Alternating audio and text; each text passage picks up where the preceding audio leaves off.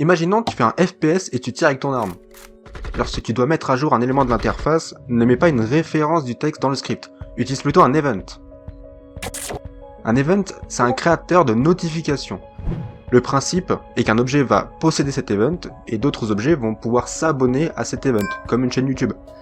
Lorsqu'on enclenche l'event d'un objet, tous les autres objets abonnés à cet event seront notifiés et pourront exécuter du code en fonction. Si jamais aucun objet est abonné à l'event, aucun souci, il n'y aura pas de problème. Pour créer un event, on crée un champ public statique event action myEvent. Statique pour qu'on puisse y accéder à partir de la base de la classe, event pour mentionner que c'est un event, et action parce que c'est un type d'event. Dans le deuxième script, au moment de l'initialisation, on va accéder à la classe qui comporte l'event, puis myEvent, suivi d'un plus égal pour ajouter un abonné, et là on crée une fonction qu'on va pouvoir ajouter à l'event.